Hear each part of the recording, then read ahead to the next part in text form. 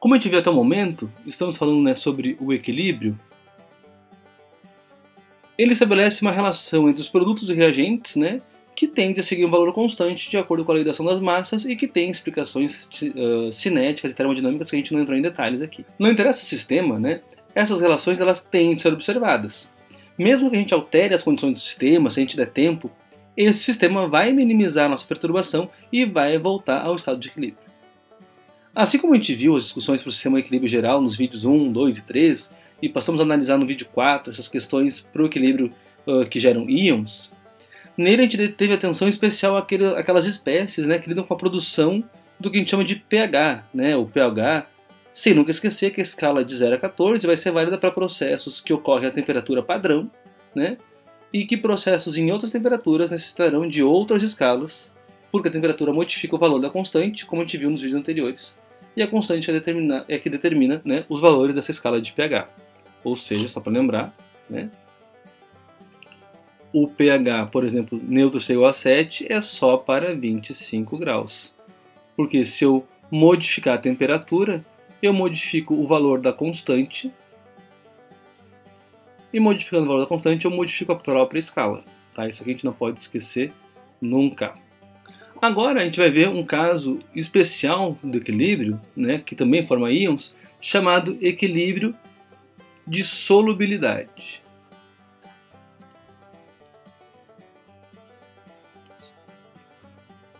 Para iniciar, eu pergunto para vocês, quanto é que a gente pode colocar de uma substância, como um sal, por exemplo, no solvente?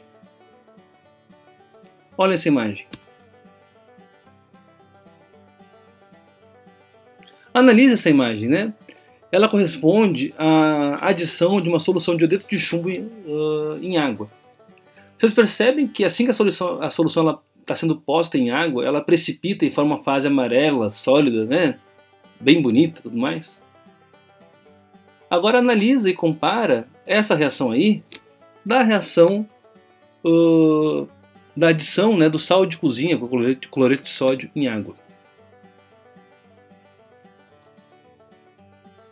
Vocês conseguem observar que dependendo da substância ela pode ser mais ou menos solubilizada?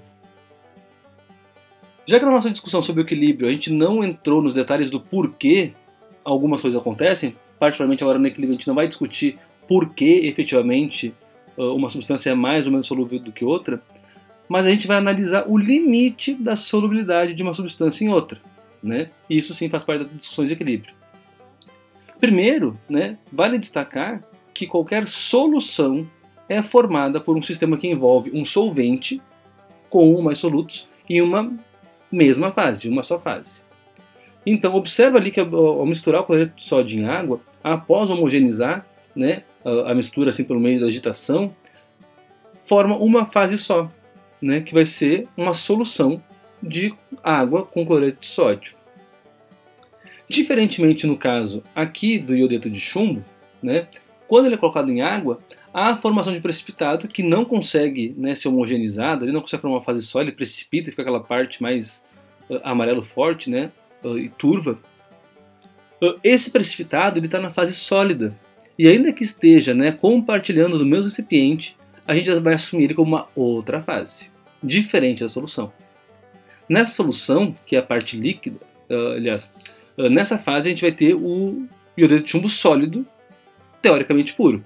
E aí, na solução, que vai ser a parte líquida, a gente vai ter a água, que vai ser o solvente, e uma pequena parte do iodeto de chumbo que foi solubilizado. Observem, né, que a solução ela pode ter coloração ou ser incolor. Contudo, se forem observadas partículas, precipitados, turbidez, né, que causam algumas dispersões e tudo mais, tudo isso não está na solução, mas faz parte de uma outra fase. Dito isso, uma vez que no caso do cloreto de sódio tem uma boa dissolução, né, e formação de uma solução entre o sal e a água, e no caso do iodeto de chumbo houve a formação de um grande precipitado e uma solução que acreditamos haver um pouco de iodeto de chumbo dissolvido, né, a gente pode perguntar, qual é o limite para isso? Qual é o limite que eu posso botar de sal, por exemplo, ali naquela água? Ou será que haveria alguma quantidade de iodeto de chumbo que eu colocasse que seria solúvel, né? Vamos analisar com um pouco mais de detalhes o cloreto de sódio. O cloreto de sódio, né, de fórmula NaCl, é um composto iônico, né? E assim como outros sais, quando interage com a água, ele faz essa interação por meio de um processo chamado solvatação. Nesse processo, a água é uma substância que é polar, como a gente estudou, né, nos roteiros 8, ela orienta seus polos em direção aos íons cloreto e em direção aos íons cloro, né, desse composto iônico, e por conta da energia de atração entre os polos da água, esses íons solvata, ou seja, separa esses íons do cristal e os dispersa pela solução como um todo. Olhem só a representação que a gente tem desse processo de solvatação, talvez ajude a esclarecer um pouco mais, né? Nós temos duas imagens, né? Vamos começar por essa primeira aqui de cima. Basicamente eu tenho aqui, então, o cristal formado, né, pelo cloreto de sódio, onde eu tenho os íons cloreto e os íons sódio no cristal. E quando eu coloco eles em água, os polos da água, né, com o seu polo, com a sua carga parcial negativa próxima ao oxigênio e a carga parcial positiva próxima ao hidrogênio, alinha esses polos de modo a que a região negativa, né, dessa molécula de água se aproxime do íon cloreto e circunde ele, né, essa ideia de solvatação, e a região negativa da água, né, se aproxime dos íons sódio e também solvate ele, né? Ou também aqui embaixo a gente tem, né, o mesmo processo, né, nesse sentido.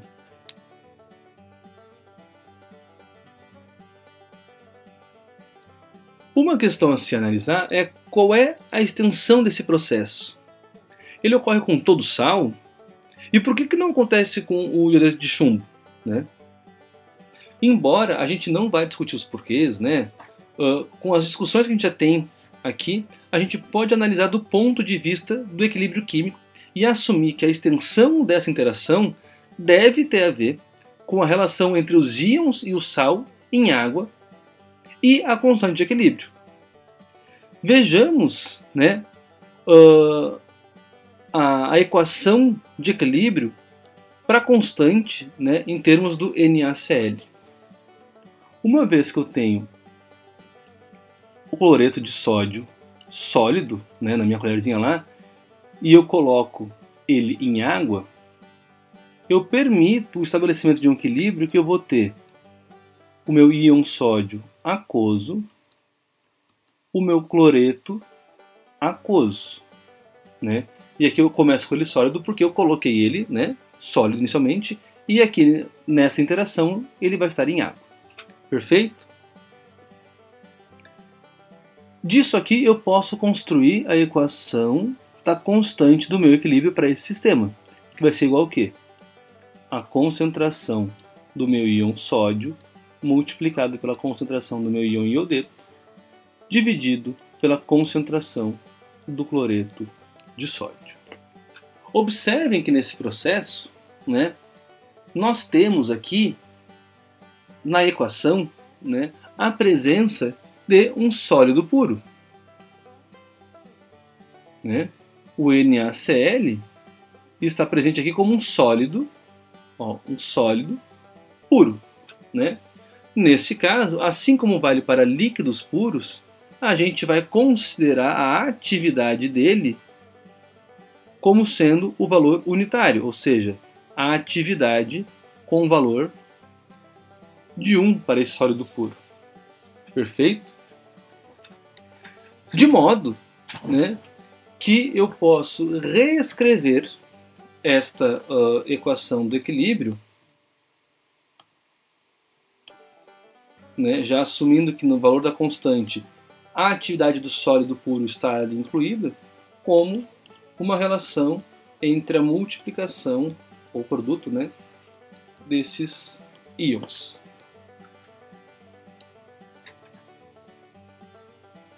Nesse sentido, um equilíbrio como esse coloca em discussão efetivamente a multiplicação, ou linguagem matemática, né, esse produto entre os dois íons, recebe um nome especial, chamado de produto de solubilidade. Produto de solubilidade. Né? E é tão especial isso, né, que a gente até atribui uma sigla especialzinha para esse caso. A gente chama de KPS, ou alguns até falam KPS, né? Assim como no caso da água a gente fala de KW, assim como quando a gente fala de um processo da ionização de um ácido, a gente fala de Ka ou de uma base como Kb, sempre que a gente aparecer KPS ou KPS, ou constante do produto de solubilidade, estaremos falando de um fenômeno especial de equilíbrio. Nesse caso, o equilíbrio de solubilidade. O que isso significa? Significa que no momento em que eu coloco aquele meu sólido no recipiente, ele poderá se dissociar em íons, né? Contudo, qual é o valor máximo de íons que eu posso ter? Bom, o valor máximo de íons que eu posso ter vai ser igual ao valor da minha constante do produto de solubilidade. Por exemplo, se eu colocar, né, um pouquinho de cloreto de sódio em água, eu vou ter pouquíssimos íons. Esses pouquíssimos íons, né, podem ser multiplicados e não chegar no valor da constante, ou seja, ok, estão ali solubilizados. Agora, se eu botar muito, né, deste meu cloreto de sódio em água, pode acontecer de chegar a um ponto em que os íons que eu desejo produzir poderiam ser muito grandes e este valor praticamente ser maior do que o valor do produto de solubilidade. Isso não acontece porque, se eu assumir que essa equação está em equilíbrio, a partir do momento que eu tenho um valor igual ao produto de solubilidade, qualquer excesso evidencia um deslocamento do equilíbrio para a formação do sólido. E, portanto, qualquer excesso desses íons, ou seja, qualquer valor que na multiplicação entre eles dê maior que o produto de solubilidade, implica no privilégio da reação inversa. Vejam lá o princípio de Le Chatelier, que nos ajuda a pensar sobre isso, e forma, então, um sal precipitado. Isso quer dizer o quê? Que quando eu tiver um valor do kPs alto, né, isso indica que eu tenho um sal, né, que é extremamente solúvel. Enquanto que, por outro lado, né, valores pequenos vão indicar um composto que vai ser pouco solúvel. Se nós voltarmos à discussão do iodeto de chumbo e do NaCl, a gente pode esperar que o iodeto de chumbo tenha um kPs, né, do iodeto de chumbo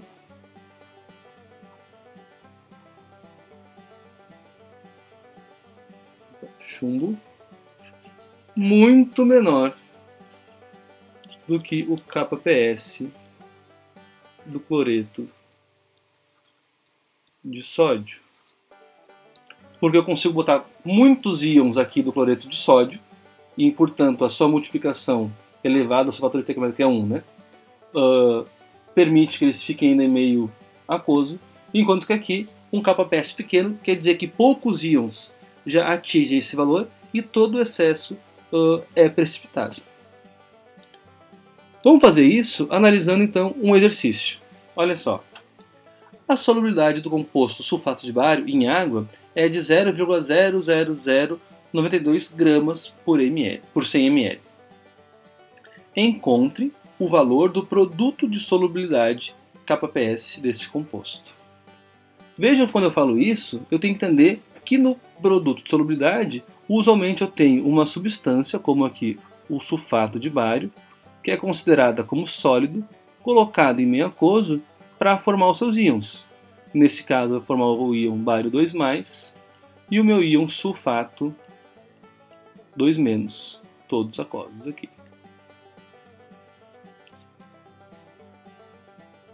Ou seja, se eu estou falando que a solubilidade do meu íon bário é de 0,00092 gramas por 100 ml, quer dizer que em uma solução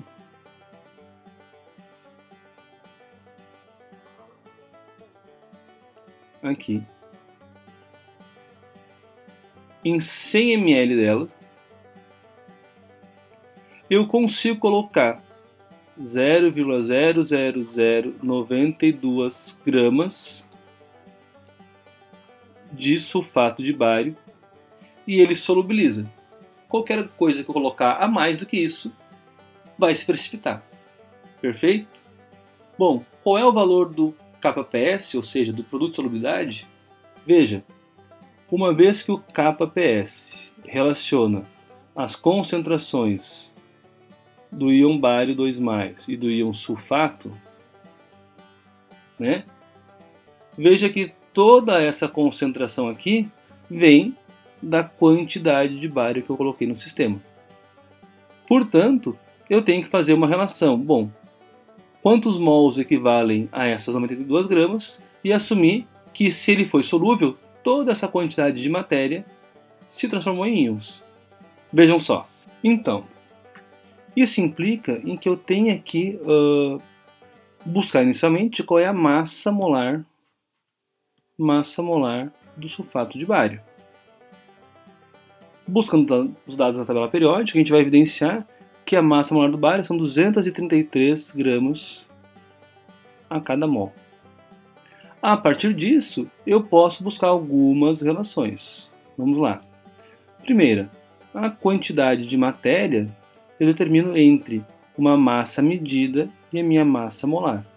Ou seja, a quantidade de matéria de sulfato de bário vai ser igual a esse 0,00092 gramas divididas, né, por 233 gramas por mol. Isso vai me dar 3,86 vezes 10 na menos 6 mol de sulfato de bário. Depois observe que a concentração equivale à quantidade de matéria de uma substância sobre o volume que ela está.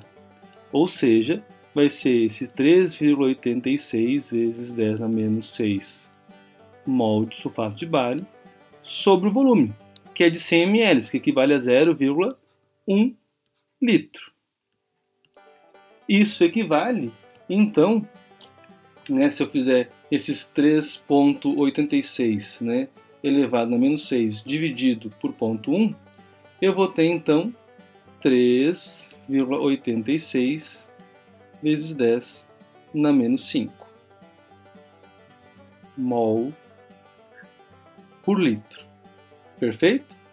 Uma vez que eu evidencio, né, que eu inseri no meu sistema esta concentração de sulfato de bário, perceba que eu inicialmente assumo que todo ele, ou o máximo dele, vai se solubilizar até o limite da constante. Uma vez que eu estou utilizando esse valor para determinar a constante, ele implica...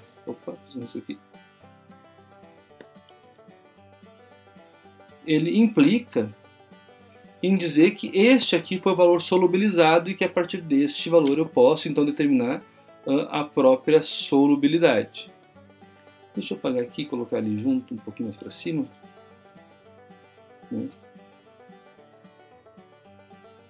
Só para poder caber todo mundo junto aqui. Então, uma vez que a constante do produto de solubilidade para o sulfato de bário vai ser igual à concentração dos íons bário 2+, multiplicada pela concentração dos íons sulfato, né? O valor do meu kPs vai ser igual a quê? Bom, se eu coloquei 3,86 vezes 10 a menos 5 mol por litro de sulfato de bário, e todo ele eu posso assumir que se ionizou, né, se dissociou, desculpa, né, porque há uma dissociação desse sal aqui, eu posso imaginar que todo o bário que estava aqui ficou na forma de íon, ou seja, todo o bário na forma de íon vai dar igual a 3,86 vezes 10 na menos 5 mol por litro. E todo sulfato também foi na forma de íon, 3,86 vezes 10 na menos 5 mol por litro. Isso significa que este valor tem que substituir aqui. Então vai dar, como os dois valores são iguais, eu posso fazer a mesma coisa do que 3,86 vezes 10 na menos 5 ao quadrado, que é um vezes outro, né? Isso vai dar um valor de 1,49 vezes 10 na menos 9. Este, né, é o valor da constante do produto de solubilidade para o bário, né, para o sulfato de bário. Ou seja, é um valor pequeno e isso implica que a gente pode esperar que poucos íons de bário e sulfato possam ficar na solução. Qualquer excesso que passar desse valor aqui será precipitado. Agora, para finalizar, né, o nosso estudo do equilíbrio, a gente pode discutir sobre a relação entre o equilíbrio e o pH. Né? Vamos ver a seguinte situação. Hidróxido de magnésio, né, a 25 graus, tem um kPa de 8,9 vezes 10 a menos 12. Veja, se eu tenho aqui hidróxido de magnésio, né, que é uma base conhecida, né, a 25 graus, com uma constante do produto de solubilidade no valor de 8,9 vezes 10 a menos 12, eu posso perguntar então, qual o pH, né, da solução onde tenha isso aqui, se for em meio aquoso? Vejam que a primeira coisa sempre é montar a equação. Né? Então a equação, se eu assumir este equilíbrio em meio aquoso, que eu parto desse sólido e coloco ele em água, formando o íon magnésio 2+, em meio aquoso, mais 2 íons hidróxido menos, em meio aquoso, eu tenho a equação do processo. E como é que eu sei que é magnésio 2+? Veja que a gente parte do princípio que vocês já sabem que o íon hidróxido é um íon bem conhecido que tem uma carga negativa. Perfeito? Se eu tenho dois, né, íons hidróxidos para formar o hidróxido de magnésio, eu posso imaginar que eu vou ter dois deles aqui, ou seja, duas cargas negativas. Isso implica que o magnésio tem que ter duas cargas positivas para que essa substância não tenha carga residual. Né? Outra coisa importante é que eu sei que a equação da constante do produto de solubilidade para essa situação vai ser igual à concentração do magnésio 2+, multiplicado pela concentração do íon hidróxido ao quadrado. Porque pela lei da ação das massas eu tenho que colocar aqui, né, os seus respectivos expoentes estequiométricos. Perfeito? Só que vejam o seguinte, né? Tendo o valor do kPa, né, eu tenho esse valor, quais seriam os valores das concentrações aqui? Bom, eu posso fazer o seguinte, né? Fazer aquela velha tabela IMI, do início da reação à mudança do equilíbrio. No início da reação, eu tenho, por exemplo, um valor X aqui, de hidróxido de magnésio. E eu não tenho nada desses íons formados. Bom, ao longo da reação, eu vou ter a transformação, né, deste sólido para os seus íons. E aí eu vou formar lá o valor que eu tinha dessa concentração, menos o que for consumido e for transformado em íons, que eu vou chamar, por exemplo, de Y. Cada Y de hidróxido de magnésio que é consumido, veja que aqui o fator estequiométrico é 1 para 1 para 2, ou seja, cada Y que forma aqui vai formar Y, forma, portanto é positivo, de íon magnésio, e vai formar mais 2Y do íon hidróxido. Portanto, né, no equilíbrio, estabelecido aqui no equilíbrio, as minhas concentrações vão ser X menos Y, Y e 2Y.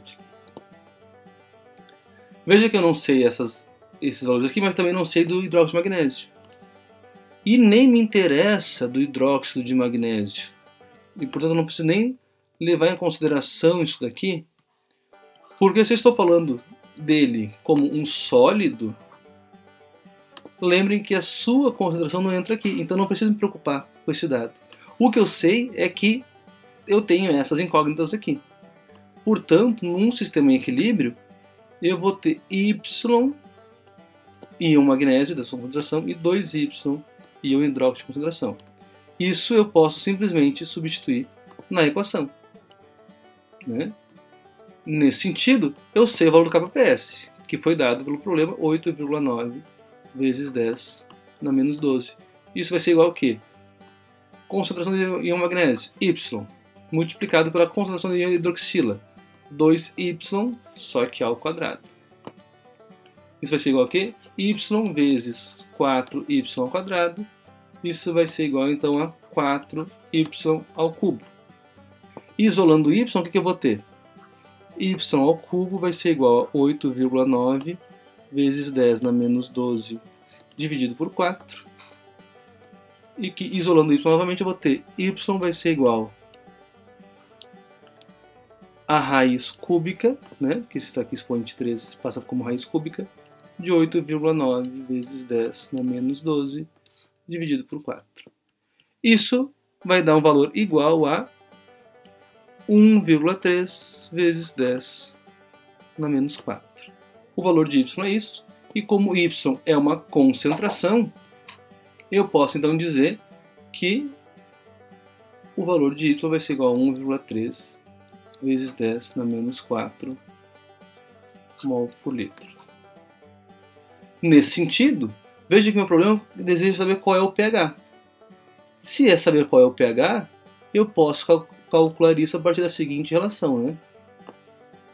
2y igual a 2 vezes 1,3 vezes 10 na menos 4, que vai ser igual a 2,6 vezes 10 na menos 4 mol por litro, né, de concentração de OH-. Feito isso, vamos apagar essa parte da equação aqui para poder falar sobre, né, a organização do pH. Essa parte que eu estou fazendo aqui é só matemática, né?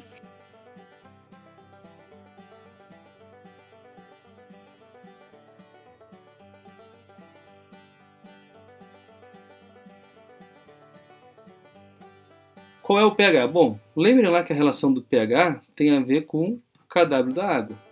kW é a relação entre a concentração do H+, com a concentração do OH-. Se eu quero saber qual é o pH, eu posso tirar a função P disso tudo. pKw igual a pH mais pOH. Perfeito? O kW da água a gente já tinha visto antes, que tem valor de 1,0 vezes 10 na menos 14 a 25 graus. Por isso estou usando esse valor. Perfeito? Então, menos log desse valor, que é a função P, vai dar igual a 14. Isso vai ser igual a quê?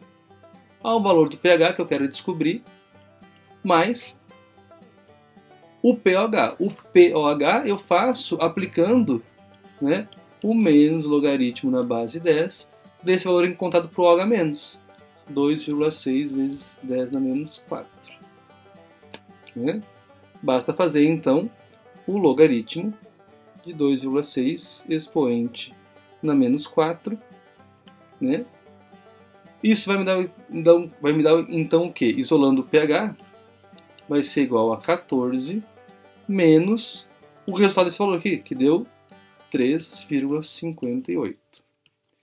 Isso vai ser igual então a, arredondando os números, né? 9,42. Este vai ser o pH do meu sistema.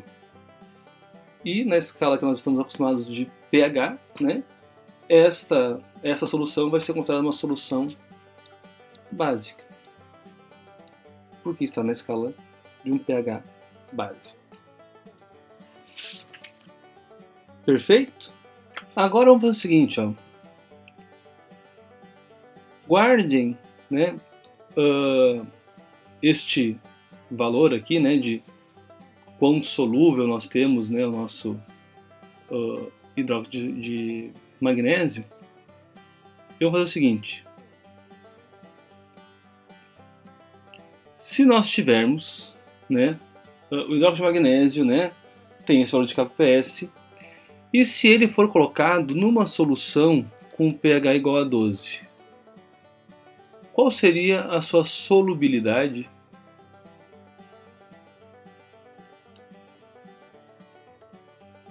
Bom, basicamente, a gente pode pensar assim, né? Se o pKw vai ser igual a pH mais pOH, pKw já viu, a 25 graus vai ser igual a 14, né? Se eu diminuir, passando para cá o pH, né?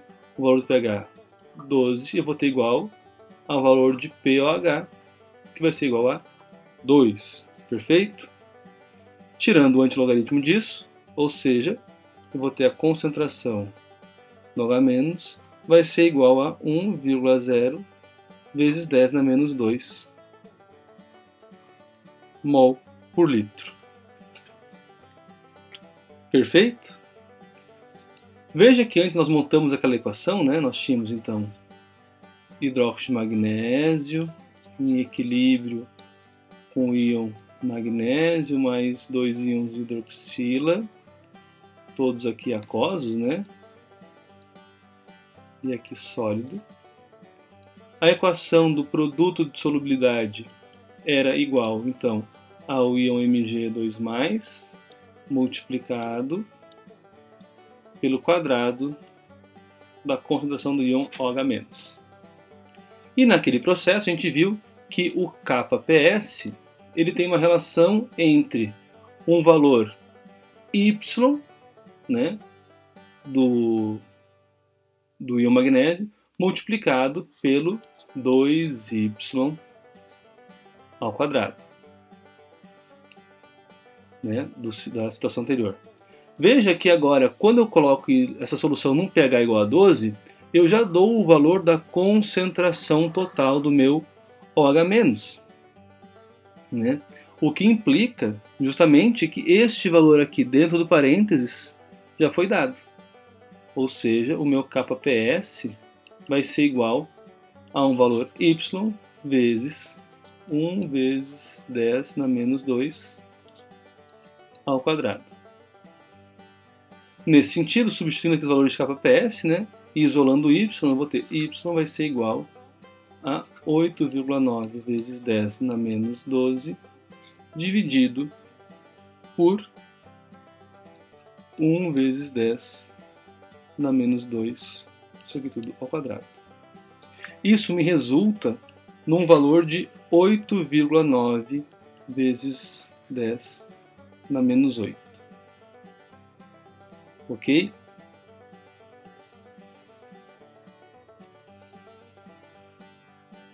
O que isso significa? Significa que, enquanto na situação anterior, né, nós tínhamos evidenciado um valor de y, né, vou botar até aqui em amarelo. Vocês podem voltar no vídeo aí, né, e ver. Da ordem de 1,3 vezes 10 na menos 4 mol por litro, que isso indica a solubilidade desse sal, né? Agora, colocando esse mesmo sal numa solução que já apresenta um pH 12, eu tenho este valor aqui. E particularmente, olhem para cá, né? E evidenciem que o valor de 8,9 vezes 10 na menos 8 é muito menor do que 1,3 vezes 10 na menos 4.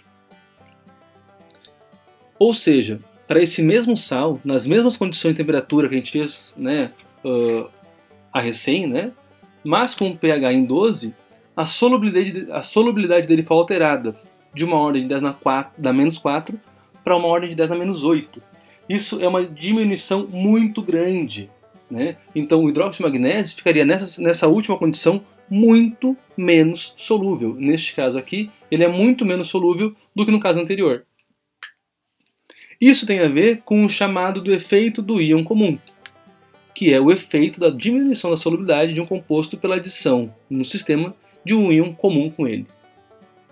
Isso se explica pelo princípio de Le Chatelier, né? Por quê? Se nós já temos, né, como nesse caso, o íon OH presente no sistema, e este íon OH aqui ele está presente pela solução básica,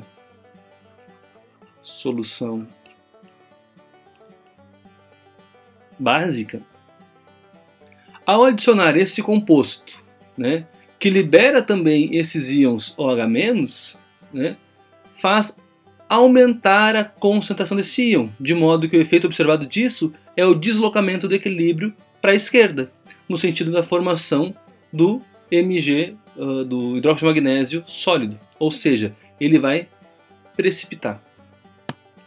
Esse efeito, quando associado a sistemas de sais e ácidos ou bases, nos permite falar de sistemas tampão, que nada mais são do que uma solução que tem grande capacidade de manter inalterado o pH por conta dos deslocamentos de equilíbrio, né, que vai realizar entre os sais, ácidos e bases, que ele correlaciona, né, por meio de um efeito de íon comum. Certamente, né, vocês verão essa discussão sobre sistemas tampão, etc., com maiores detalhes à frente, especialmente na química analítica. Tá? Por ora, é fundamental que vocês entendam que a capacidade de analisar um sistema e discutir qual o sentido do deslocamento do equilíbrio, e assim ser capaz de informar se serão formadas mais espécies à direita ou à esquerda da reação, né, é o foco do nosso estudo. Ampliando a discussão para os ácidos e bases, essa mesma análise poderá nos informar se um sistema tende a formar mais uma espécie ácida ou básica, ou ainda se formará mais um precipitado ou permitirá a inserção de mais íons em solução. Em resumo, observe que a manipulação da equação química, né, da equação da constante de equilíbrio e do princípio de Le Chatelier são conceitos fundamentais para o seu bom aproveitamento e compreensão nos estudos de equilíbrio. Então, pessoal, nessa série de vídeos eu expliquei para vocês um pouco mais sobre os sistemas químicos e o equilíbrio químico, né? Claro, como eu sempre digo, os vídeos eles são basicamente para orientar a leitura de vocês do material de estudo. Espero que leiam com atenção cada um deles, né, indicados também no nosso roteiro, e assim possam compreender um pouco mais aprofundadamente essas discussões. Nos vídeos eu apenas apresentei os pontos de destaque ou talvez aquelas organizações de pensamento mais importantes de vocês terem, tá certo? Com isso, a gente pode dar por encerrada a discussão dos nossos conceitos em química geral, né?